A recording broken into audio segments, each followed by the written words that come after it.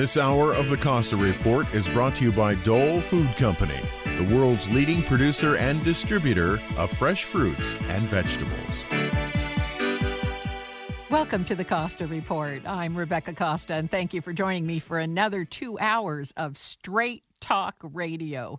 I want to take a moment to welcome new listeners who are tuning in from coast to coast in every state of the union, and also extend a special welcome to members of our armed forces who are tuning in over the internet from remote outposts. Thank you for making us part of your news week.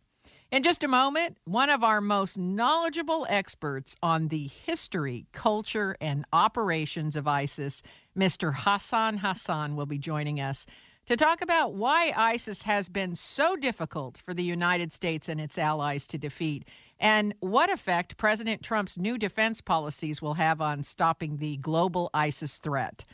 But before Mr. Hassan joins us, as is my custom each week, let me tell you a little about his background. Hassan Hassan grew up in eastern Syria near the Iraq border. In 2000, he moved to Damascus to do his undergraduate work at Damascus University and later completed his master's degree at the University of Nottingham in the United Kingdom. In 2008, Hassan became a journalist for the national newspaper in the United Arab Emirates. In 2015, Hassan co-released one of the most comprehensive and revealing books on ISIS, titled ISIS Inside the Army of Terror, which quickly rose to the top of the New York Times bestseller list and was also chosen by the Wall Street Journal as one of the top 10 must-reads on terrorism in the Middle East. As one of the foremost experts on the inner workings of ISIS, Hassan has worked with the Brookings Institute, Carnegie Endowment for International Peace, European Council on Foreign Relations, and the Tahrir Institute for Middle East Policy in Washington, D.C. He has also testified before the Senate Homeland Security and Government Affairs Committee and the House Foreign Affairs Committee. It is my pleasure to welcome co-author of ISIS Inside the Army of Terror, Mr. Hassan Hassan. Thank you for joining us today, Mr. Hassan. Thank you. It's a pleasure. I'd like to spend the bulk of our time today talking about what America and her allies can do to dismantle ISIS. But before we do that, I think it's important for all of us to have some context for how ISIS came into power. So if you don't mind, let's start there. In brief, how did we move from Al-Qaeda to ISIS as the major terrorist threat? Sure. Back in the beginnings, Al-Qaeda and ISIS were one. They came out of each other. So Abu Mus'ab al-Zarqawi, the founder of ISIS, what we know today as ISIS, moved from Afghanistan to Iraq after the Iraq War. In fact, he arrived in Iraq before the Iraq War, but he started his operation and pledged allegiance to Osama bin Laden after the Iraq War, and then he founded what became Al-Qaeda in Iraq, and out of the Al-Qaeda in Iraq emerged the Islamic State of Iraq, and then the Islamic State in Iraq and Syria, which is ISIS, and then after that, that changed into the Islamic State or the Caliphate in 2014. Let's talk about this evolution and this widespread appeal. Why have they been so successful at recruitment and also expansion into other countries? What we've seen over the past decades is the evolution of jihadism in general in the Middle East, and ISIS came out of this trend. They evolved, they changed their tactics, they changed the way they choose their targets, and so on and so forth. ISIS, emerged out of the Iraq War and the Iraq Civil War, and its tactics are shaped by the violence and the different dynamics in Iraq over the past decade or so. So its ideology is shaped really by the events that followed the Iraq War. That is to say, targeting fellow Sunni Muslims and Sunnis. ISIS, unlike Al-Qaeda, started to focus on Shia Muslims and on fellow Sunnis who are supposed to be its constituency inside Iraq. So for the best part of its operation, it was an Iraqi insurgent organization focusing on fellow Iraqis as the priority enemies, in addition to the Americans, obviously, throughout the Iraq War. When the Syrian uprising began in 2011, the group moved into Syria and started to expand its operation inside Syria. And that's when it started to go back to its roots of being an international organization rather than just Iraqi insurgent organization. And that's when we started to see the whole evolution of jihadism as we know it. It's different from Al-Qaeda, and it's different from ISIS when it was only operating inside Iraq. When I read your book, I realize that a number of situations occurred which opened the door for expansion, for recruitment, for the strength of ISIS, beginning with the Iraq War and the travesty there. And then, of course, the Syrian uprising in 2011, also another door opened. It seemed as though ISIS was poised that when these doors opened, Yemen, Libya, they were prepared to move in very quickly. Do I have that right? You're absolutely right. And the thing about jihadists, and this will continue to be the situation for a decade, people now are talking about the defeat of ISIS, and it's being defeated in some areas. But it's, these organizations play a long game, and they have the strategic patience to move from one area to another to benefit from the openings that you just mentioned and other openings to survive and endure. And they have indeed benefited from a series of geopolitical and political failures over the past decade. And they will continue to benefit, and they will benefit from, I think, the narrow thinking about how to defeat these organizations. I don't think you can defeat these organizations militarily or only militarily. You need to do much more than that. You need to deal with them as a local problem that rose and became so powerful because of local grievances and local problems.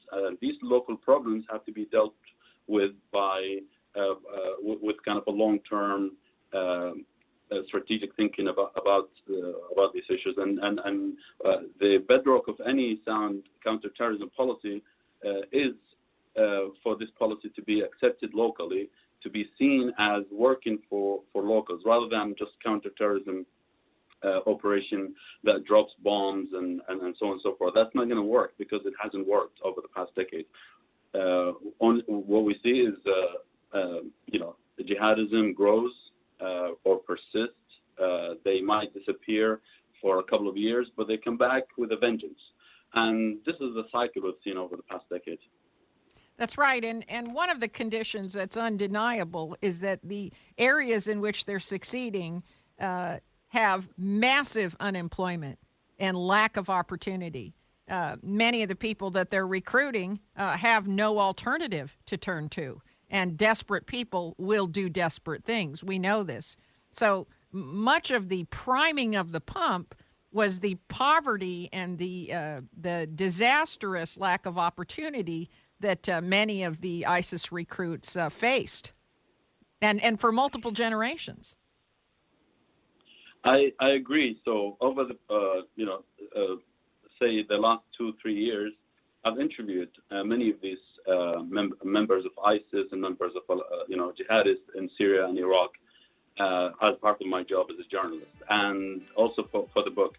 And what I found is a kind of a range of reasons why these people join groups like that. Yeah, Mr. Hassan, unfortunately, we've got to take a hard break here, but when we come back, let's dive into what those reasons are that prime the pump for ISIS. We have to take our first break. Stay right where you are. We'll be back with more from Hassan Hassan. You're listening to the Costa Report. I'm not going to lie, bro. That is the best pizza I've ever eaten. Maybe he's not lying. Maybe that really was the best piece of pizza he ever ate. But at some point, we all lie, or cheat, or steal or commit some kind of sin. The Bible says, if we claim to be without sin, we deceive ourselves, and the truth is not in us. In other words, if we say we don't sin, we're lying, which is a sin. But that same passage goes on to say this: if we confess our sins, God is faithful and just and will forgive us and purify us from all unrighteousness. God can do that because Jesus, the Son of God, died on a cross to take the penalty for our sins. Jesus was, is, and always will be perfect. Are you ready to ask Him to forgive your sins? I'm not going to lie, man. I am. Then go to this website, findpeacewithgod.net. We're the Billy Graham Evangelistic Association. Hi, I'm Amy Tobin, cookbook author and culinary expert. Strawberries, blueberries, blackberries, and raspberries. Dole has a bounty of berries ripe for the picking. Fresh berries are not only delicious, but some of the most powerful disease-fighting foods available. Researchers have found that berries have some of the highest antioxidant levels of any fresh fruits. So add a handful or two of your favorite berries to your next meal and enjoy their nutritional benefits and natural sweetness in all of your dishes, from salads to desserts and everything in between. For fresh tips and ideas from Dole's berry experts, visit berries.dole.com. And be sure to check out the pages of mouth-watering recipes. Whether it's a sweet and savory blueberry cranberry chicken salad or a simple strawberry sorbet, Dole has the perfect berry to inspire your next berrylicious dish.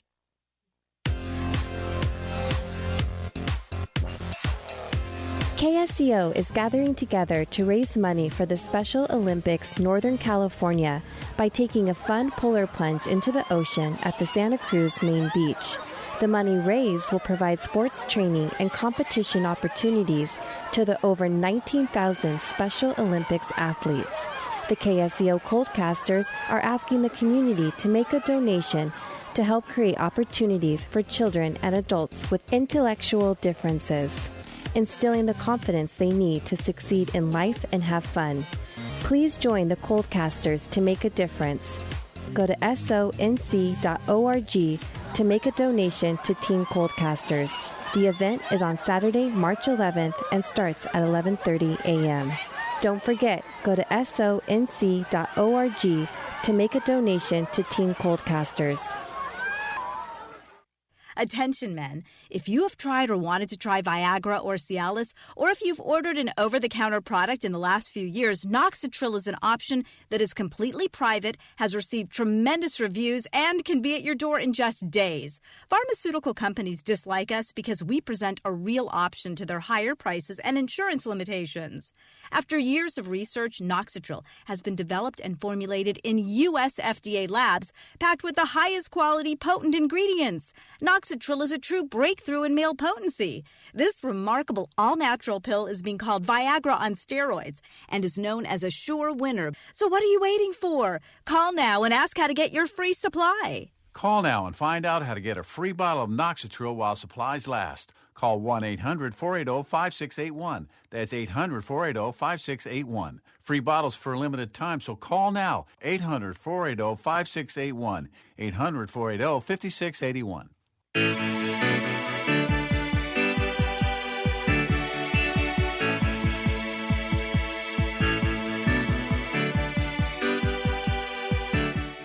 Welcome back to the Costa Report. I'm Rebecca Costa, and my guest today is one of the foremost experts on ISIS, journalist and author Hassan Hassan. And before the break, we were talking about the ground conditions which made it easy for ISIS to recruit and expand. And you were making the point earlier that simply bombing ISIS will not solve the problem. We need to go to the source of the problem, which means looking at the conditions in Iraq, Syria, Yemen, Libya, and elsewhere that opened the door for ISIS. So on that word, let's continue. What are the conditions that are making it easy for ISIS to expand?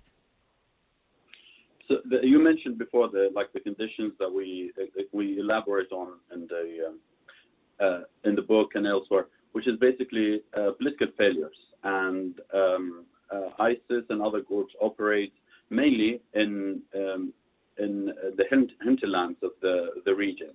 So areas that are disenfranchised and they are neglected by the local local governments and so on and so forth. So they thrive in these areas because there's vacuum. There are political failures and so on and so forth.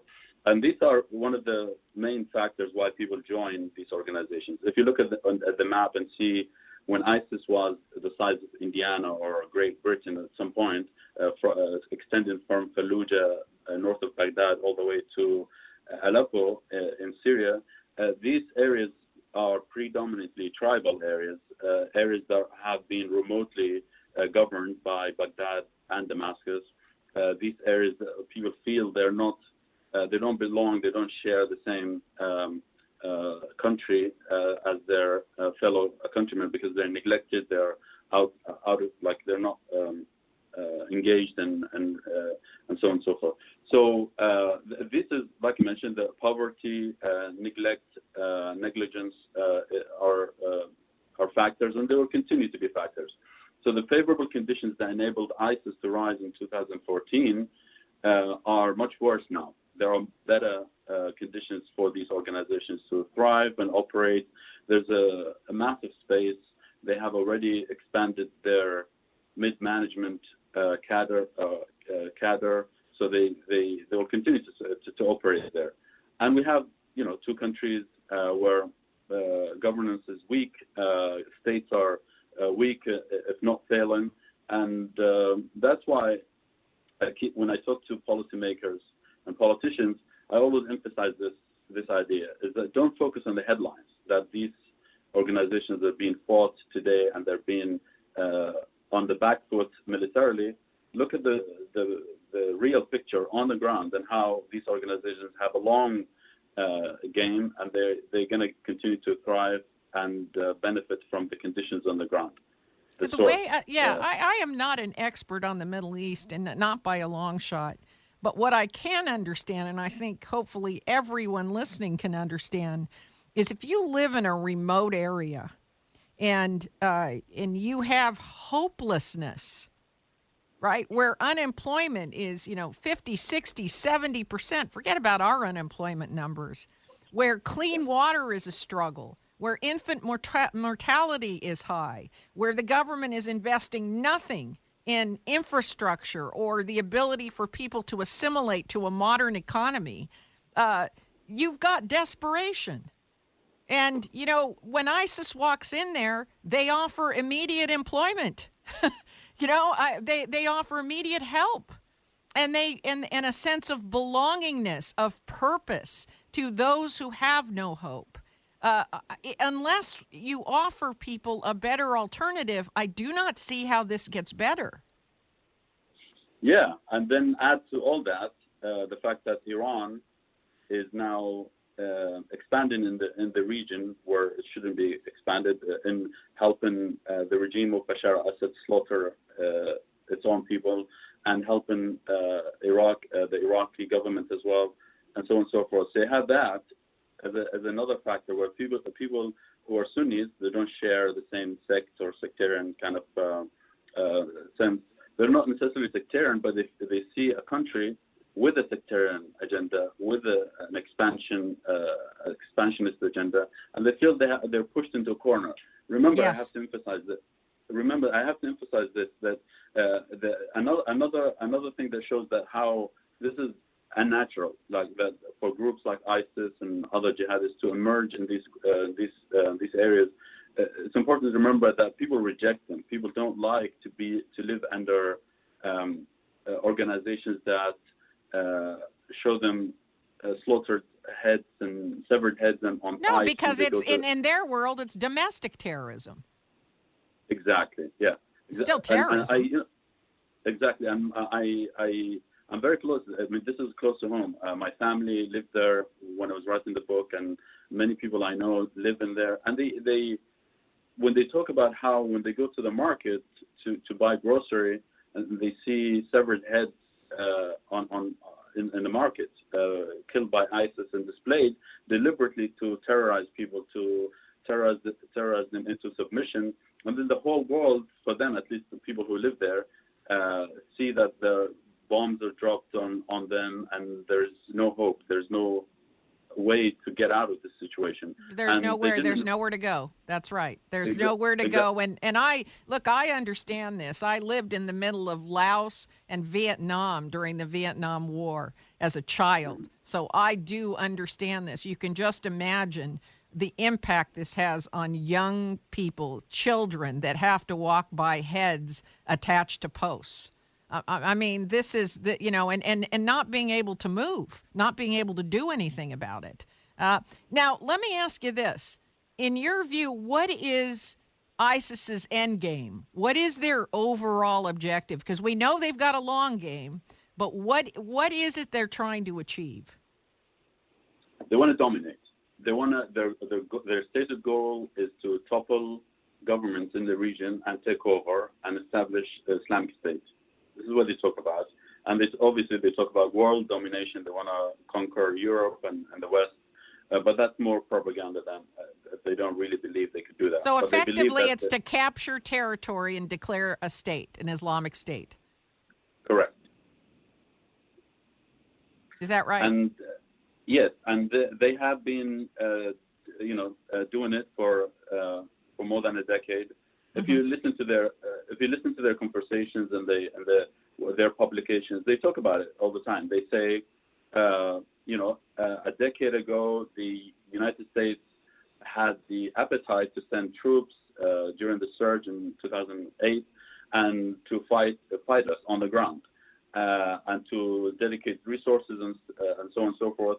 And they say a decade later, today, the U.S. is fighting us, but they're not sending soldiers to fight on the front lines. They send in special and that advisors. looks like they've worn us down. Exactly, yeah. And they see that's a vindication of their long-term it's a victory. It's a victory because they've worn us down. We basically won't send troops in there. This past week, Britain's new terror chief said that the UK is facing terror threats from Islamic militants not seen since the IRA bombings of the 1970s. We have to take a short break, but when we come back, I'd like to ask you about that. Do you have a feeling that as the U.S. and allies make inroads in containing ISIS, we're going to see the threat level increase? So when we come back, I'd like to talk to you about that. We'll be back in just a moment. You're listening to the Costa Report.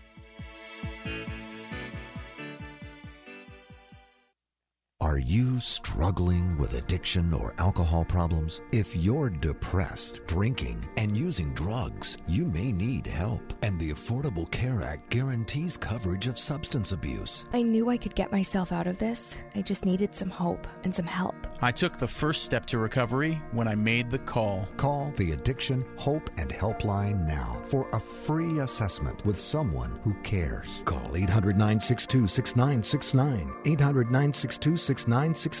I feel like I'm losing control. I'm afraid I'll lose my job or even my family. Call now for hope and help with proven, gentle recovery programs. I never thought that I could be somebody who didn't drink and use drugs. I'm in recovery, getting the help I need. Call the Addiction, Hope, and Helpline now for a free assessment with someone who cares. Call 800-962-6969. 800-962-6969. 800-962-6969.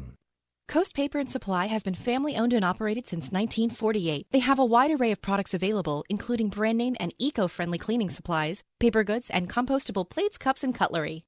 Whether your needs are for business or home, Coast Paper and Supply's friendly and reliable staff have what you're looking for. They even accommodate special orders. You can find them at 151 Josephine on River Street in Santa Cruz, Monday through Friday from 8 a.m. to 4:30, or call at 831-423-3350. Coast Paper and Supply is a proud member of Think Local First. Hi, registered pharmacist Ben Fuchs here. I've been studying healthy bodies for 35 years, and what I've got to tell you may shock and surprise you, but if you listen up, it may change your life. One of the things that I noticed as a young pharmacist working in psychiatric hospitals was the fact that many of my patients were also dealing with movement disorders. As it turns out, these kinds of disturbing effects, which are difficult to treat and oftentimes incurable, are a common adverse reaction associated with regular dosing of antipsychotic medications. Doctors call this condition Tardive Dyskinesia, which basically means a delay in how the brain and nervous system process information associated with involuntary and out-of-control movements, especially involving the face, jaw, and tongue. One of the strategies doctors use used to prevent tardive dyskinesia was dosing with antihistamines, which affect nerve signals that precede TK. As it turns out, these kinds of drugs, which are readily available over the counter and many folks use to alleviate the symptoms of colds and allergies, can have powerful effects on the brain. This was highlighted in a study published in the Journal of the American Medical Association, pointing to regular dosing with antihistamine drugs as a possible cause of dementias. If you're using antihistamines to counteract their side effects or for any other reason, you may want to consider taking advantage of some non-toxic alternatives. Bioflavonoids found in all fruits and vegetables and herbs, and vitamin C have antihistamine properties, and probiotics also have histamine-lowering effects that can be helpful too. And correcting digestive problems, eliminating problem foods, and just eating less can help reduce the jerks and jolts of TK, help calm the body down, and is always a good idea no matter what your health challenge may be. Pharmacist Ben here, urging you to go to kscohealth.com to order Beyond Tangy Tangerine, the Healthy Start Pack, and other nutritional supplements that I personally use and recommend. You can purchase these premium quality products at wholesale prices online at kscohealth.com. That's kscohealth.com. I'm a pharmacist that believes that staying healthy and strong is not only about medicine, it's about giving your body the raw materials it needs to do its work. Go to kscohealth.com. Make sure you check out the cool videos too at kscohealth.com. That's kscohealth.com. The Cannabis Connection is the educational outlet for all to engage with policy, science, culture, and local developments in order to orient the community in the rapidly evolving cannabis renaissance. Our goal is to open a dialogue surrounding the potential that this plant provides to heal people's ailments, but also heal our society from a social and economic standpoint. Tune in to The Cannabis Connection, Friday nights, 8 to 9 p.m. on KSCO AM 1080.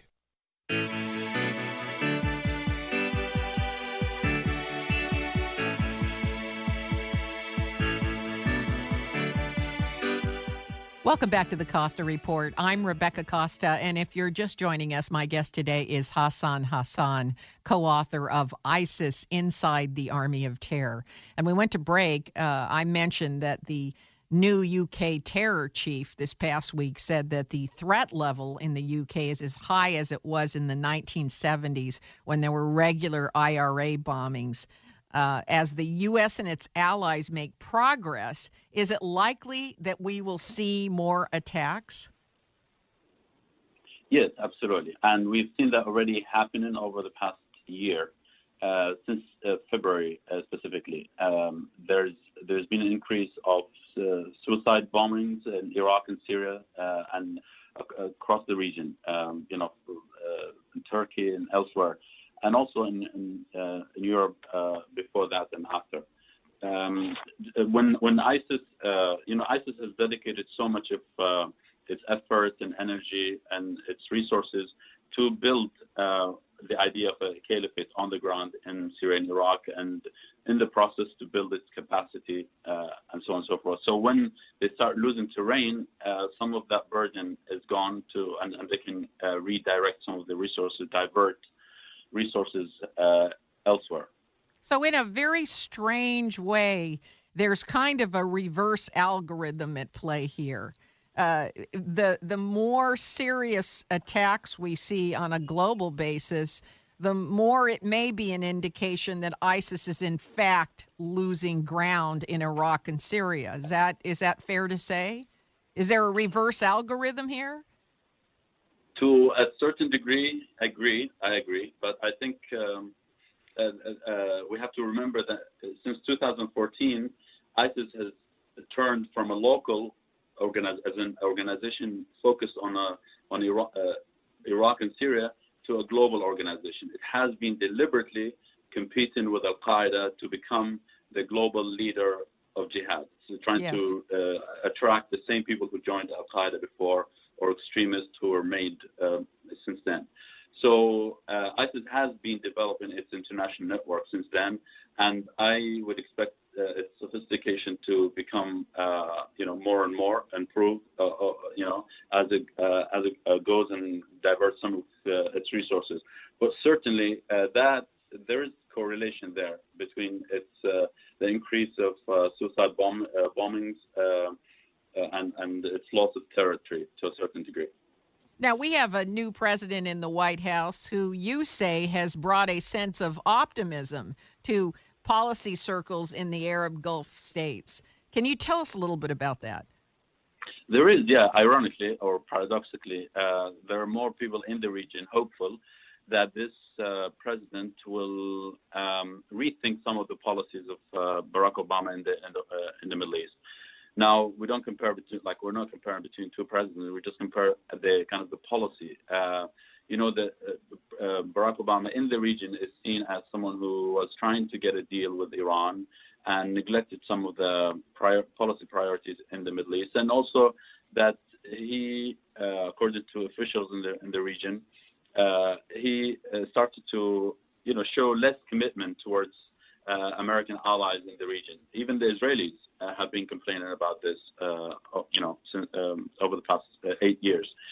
So there is that sense of optimism that the current administration understands that partnership with traditional allies of the United States is important, is needed, and also they're hopeful that the Trump administration will start rolling back the Iranian influence in the region, which is, even if you don't agree with these people, you have to agree that Iran has a role to play or had a kind of a role in the rise of jihadists in Iraq and Syria because they use Iran as a propaganda tool. Yes. Now, how about the Obama administration's relationship with Saudi Arabia? Is Saudi Arabia more optimistic under a Trump administration and policy as well? I think so, and they have made it clear. The Saudis, the Egyptians, the United Arab Emirates, even Turkey as well, they all indicated that there's an opening with the new administration to bring the relationship back to the pre-Obama years, where they can actually work, towards one goal, which is basically rolling back Iranian influence in the region, helping for a greater American involvement and engagement in the region. They certainly need the United States in the region. Mm-hmm. Now, Saudi Arabia is one of the key elements you point out in stabilizing conditions in the Middle East. Yet there have been many confirmed reports that there is money flowing from Saudi Arabia to terrorist organizations. Even the perpetrators of 9/11 had ties to Saudi Arabia. Can you address that for a moment? I can, and some of that is true, that the Saudi historically were promoting a certain brand of Islam that is seen as intolerant. But I wrote a detailed analysis of this because Saudi Arabia has changed its policy dramatically after the terrorist attacks of 9/11. And then after the Arab Spring, which began in 2011, there is a complete shift about face in the way the Saudis conduct foreign policy. They have been, for example, since 2011, one of their priorities is the rise of jihadism. They've been fighting against jihadism, whether in Syria, Iraq, and elsewhere in the region, Libya. That's one of their priorities. So in terms of foreign policy, they are very in sync with American priorities. There are other people who, other countries in the region that work, facilitate or see jihadists as less of priority, but the Saudis have been, and I think American foreign policy, policymakers and politicians understand that very well. People who are engaged in the region and know the region very well. But then there's always that problem with the Saudi brand of Islam that needs reform and needs to. And the new the Secretary of State has indicated that Saudi is moving into that direction, the direction that we want. Mm-hmm. Now, again, I am not an expert on the Middle East or Middle Eastern policy, but I have always wondered why the Saudi Arabian government and a couple of other governments don't get together and try to forge some kind of NATO-like organization. It doesn't have to be NATO, but something in the Middle East that would allow all of these countries to work together to protect themselves from the spread of terrorism, like an ISIS kind of organization. Can you shed a little bit of light on that? Why is there no NATO-like organization? Is it the reformists versus the traditionalists can't allow them to come to the table and put a political organization together like that? That's a good question, because that is indeed one of the things that they wanted to pitch to the Trump administration, which is basically to help form a NATO-like coalition in the Middle East. You know that the Gulf states, for example, they are part of the Gulf Cooperation Council, which is a coalition of 7 countries in the Gulf there, and they work together. But they feel that they can integrate with the United States to have a NATO-like coalition. The Gulf Council and some of the other organizations that are in the Middle East, they seem to be focused more on economic matters than literally a security-like organization like NATO. And I know they ought to reach out to Anders Rasmussen, right, who was the president of NATO for so many years. He'd be more than happy to work with them. Well, yeah, and then Turkey can be part of this. And yes, absolutely. It makes perfect sense, and I think it has more to do with their own internal differences. They cannot agree on something like that. Well, I will tell you, that would be a major victory for the Trump administration if they succeeded in putting together a NATO-like organization in the Middle East, and I think that's probably what it's going to take, is a more localized security organization. We have to take another break, but stay where you are. When we return, we'll tackle the tough subject of immigration reform.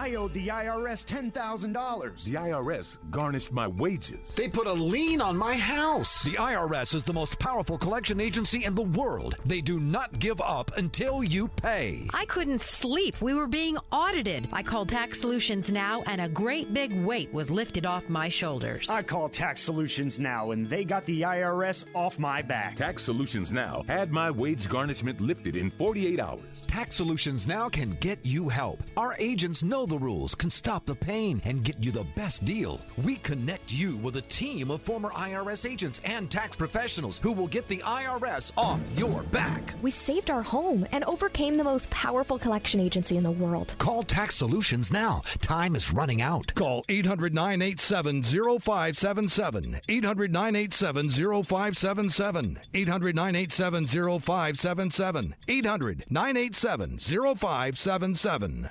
I'm here today with Scott Caraccioli of Caraccioli Cellars, recent winners of the best sparkling wine in the U.S. in the Champagne and Sparkling Wine World Championship. Congratulations, Scott. Thank you, Rebecca. Thanks for having me. So what is it about your Brut Cuvée that beat all the other competitors around the world? We really focus on creating an expression of the Santa Lucia Highlands and doing it the right way. And when you control the process from the beginning to the end and you have talent like Michelle and top-tier grapes, they really shine through. This was a worldwide competition. It was definitely a humbling experience. We were in a room with producers that have been making wine for over 100, 200 years, and was a huge honor to have Tom Stevenson give us the best U.S. Sparkling Wine Award. We fared really well overall. We had 3 wines win Best of Class, which was great. Visit the Caraccioli Tasting Room on Dolores Street in Carmel by the Sea, or find us online at caracciolicellars.com, or reach us by phone, 831-622-7722. Hello, Dave Michaels here, SEMD with Youngevity. Now, I know you probably have a lot of questions about Youngevity. I'm going to give you a number that I want you to call. That number is 831-218-5726. That's 831-218-5726. I want you to call that number, leave a message, and we'll get back to you with the answer. Whether it's about the Healthy Start Pack, Beyond Tangy Tangerine, becoming a CEO, or finding a distributor in your area. 831-218-5726. That's 831-218-5726. Feel free to leave a text as well, 831-218-5726. If you have any questions about Youngevity, give that number a call, leave a brief message, and we will get back to you with the answer. If you want to place an order, call that number. If you want to become a distributor, call that number. If you want to become a CEO, call that number, 831-218-5726. Dave Michaels, SEMD with Youngevity. Thank you. Ranger Station. Yeah, hi. I'd like to report a bear sighting in the forest. 1 second, I'm having a smoke. Next thing I know, I'm face-to-face with Smokey Bear. Wow. And he told me it only takes one spark to start a wildfire. Did you know 9 out of 10 wildfires are caused by humans? I had no idea. That's why Smokey's famous and you're not. If you see someone in danger of starting a wildfire, step in and make a difference. Brought to you by the U.S. Forest Service, your state forester, and the Ad Council. Learn more at SmokeyBear.com. Only you can prevent wildfires. Saturday evening, 8 till 9, it's A Question of Balance with me, Ruth Copland. This week I ask, are the arts important in education? Often the arts are seen as a pleasant add-on, but not essential to getting a job. I talked to Gateway Head of School Dr. Zach Roberts, award-winning writer Betsy Franco, and high school students about the role of the arts in education and whether they really matter. Join me Saturday, 8 to 9 p.m. to hear my conversations and decide what you think.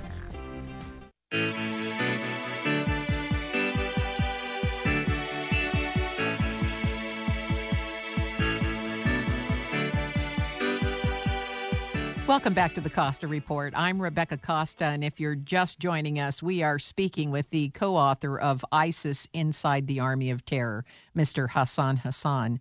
And when we went to break, we were talking about the need for a NATO-like organization in the Middle East, which would include countries like Turkey, Saudi Arabia, and other Gulf states.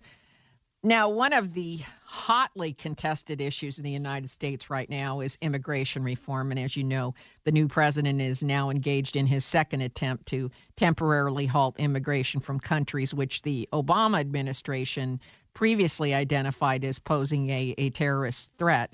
I'd like to get your opinion on whether this temporary measure is a good idea and what effect you believe it'll have on the Middle East. Well, on one hand, I understand how contentious the issue has been in the United States.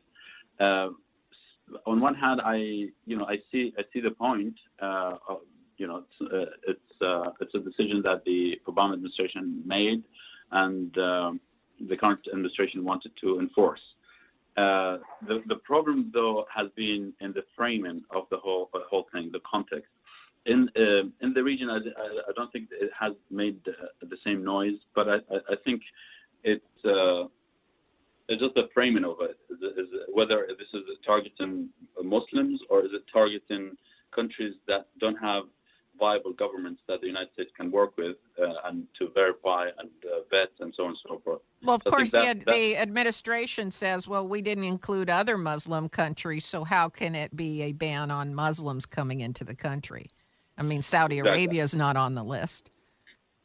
I mean, I understand it. I'm talking about the perception of people, how people understand it, especially when it comes in the context of statements and saying, that we, things involving Islam and these things.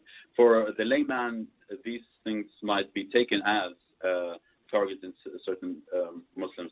But countries in the Middle East, people who understand the situation, I don't think they've made a big deal out of it. Does this become a propaganda tool in any way? Because, you hear a lot of radio talk show hosts and television pundits saying, well, this will just be used as more fodder for propaganda to show that the United States is really waging a religious war.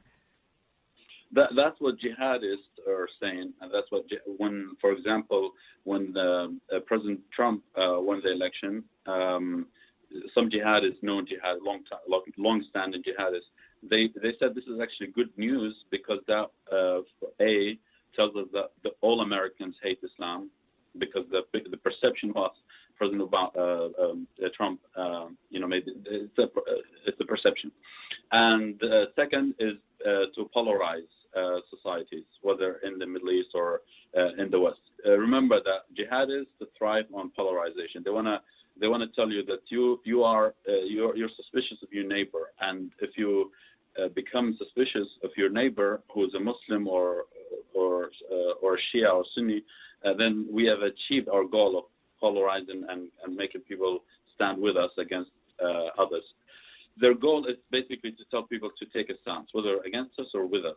The important thing is to kind of remove that gray zone in the middle. But is that important? I mean, sometimes policy has to overcome what jihadists say, and if you have a viable policy, regardless of what jihadists say, if you're doing enough to fight them, then that may not, you can't basically formulate policy based on what jihadists say or don't say. And yet it's undeniable that millions of victims have been displaced from these countries and are on the move. The United Nations reports that we're facing the largest number of displaced humans in our history. So what is the right way to deal with immigration in terms of keeping the bad guys out but letting the good people come here and have a life? I mean, for me as a Syrian, historically, you wouldn't have been allowed to come in right now. Yeah, exactly. I came here through my work, so I wasn't in the kind of the process of that other people go through. Coming to the U.S. has always been challenging, and for example, the first time I came here to give a talk, I was invited to a place here. It took me a whole year, 12 months, to get a visa. I don't think people really realize that it's not that easy. It's not. No. It's the hardest thing to do for any Syrian or in the region to get a visa. Not over the past 5 years. It's always been like this. It's very difficult because there's so much vetting, so much interviews, so many interviews, and so on and so forth. It's easier to go to Europe. It's easier for people, ordinary people, to go to Turkey, Jordan, Lebanon. That's where they have gone. Yes. For people to go to the United States, usually have to be like middle class, people who are educated. But I don't know what happened over the past 5 years. But historically, that's the case. Yes. Now, I'm afraid we are just about out of time, so let me take a moment to thank you for a thoroughly researched and excellent book. I want to recommend it. The name of the book is ISIS Inside the Army of Terror. Again, the Wall Street Journal names it as one of the top 10 books on terrorism. I know there's a lot of fake news out there and alternative facts, but if you really want to know and understand where ISIS came from, what their objective is, and why they've been so difficult to defeat, please pick up this book and educate yourself. ISIS Inside the Army of Terror by Hassan Hassan. Thank you so much for joining us today, and we hope you'll come back.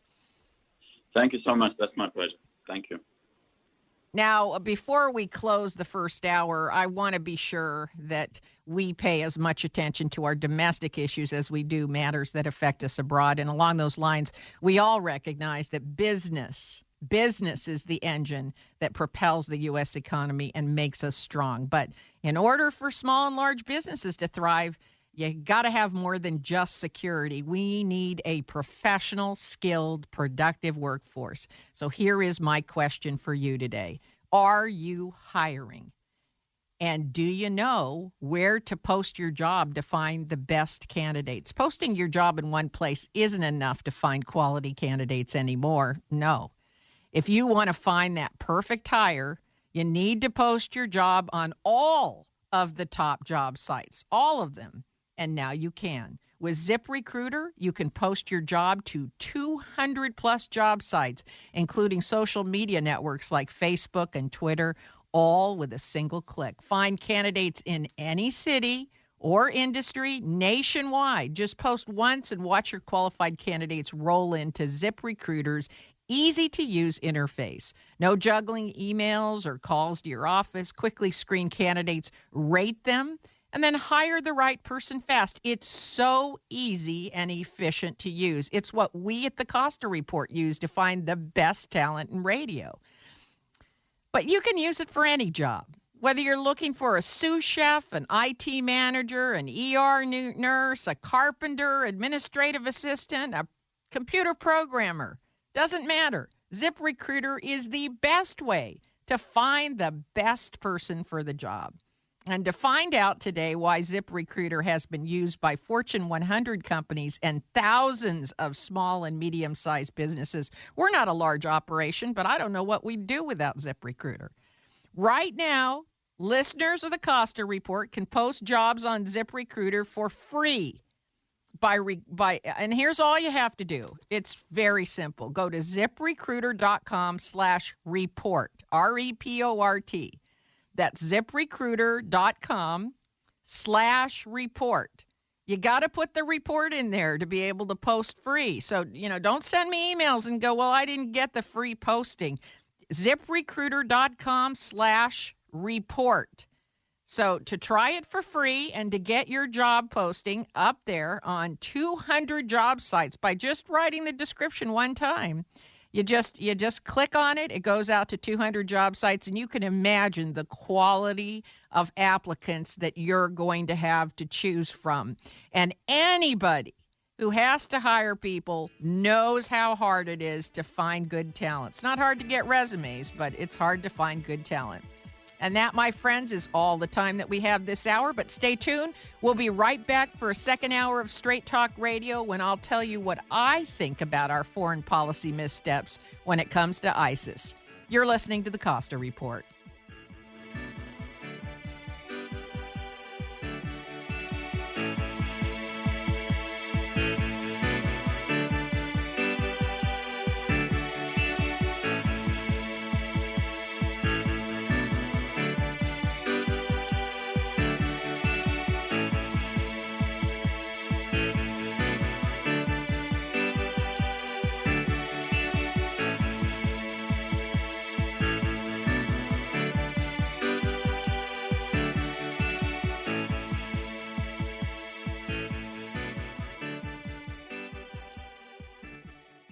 Hi, I'm Rebecca Costa from the Costa Report, and I want to recommend a website for you to check out. It's called WeDon'tHaveToBeSick.com. Staying well and living longer is something we all want. And WeDon'tHaveToBeSick.com offers a simple way to get you feeling your very best. That's because WeDon'tHaveToBeSick.com understands that our biggest health challenges fall under 7 categories: bone and joint, digestion, brain, heart, blood sugar, anti-aging, and weight loss. And when we give our bodies the 90 essential nutrients it needs, nutrients like minerals, vitamins, and amino acids, many of these challenges can be avoided. So take a moment to visit WeDon'tHaveToBeSick.com and check out their modular health packs. Then order one to try for yourself. And if you get the kind of results thousands of others have, sign up for the Auto Ship program, which automatically sends you a health pack every month without shipping charges. Again, the name of the website is WeDon'tHaveToBeSick.com. Hi, KSCO listeners. This is Mrs. A from Mrs. A's famous Salsa Buena. I'm a teacher, mom, and salsa maker. Together, my family makes the best salsa on the market. Mrs. A's Salsa Buena is made fresh several times a week in our new commercial kitchen in Santa Cruz. Our salsas are unique because they're blended over chunky, loaded with cilantro, and they have no onions. We produce 5 flavors. You'll find Mrs. A's Salsa Buena in over 200 markets. It's always open house at the Mike Young Real Estate Hour, and you are always invited to walk right in and join the discussion. Hello, I am Mike Young, and I love talking real estate with all the experts and with you. So get a jump on the Real Estate Weekend every Friday, 7 p.m. on the Mike Young Real Estate Hour, right here on Listen and Be Heard Radio KSCO. The Mike Young Real Estate Hour is brought to you by Thunderbird Real Estate, Real People Selling Real Estate, by Rick Williams at American Pacific Mortgage, and by Steve Manville at Farmers Insurance. Serving Northern California for over 65 years. This is KSCO Santa Cruz.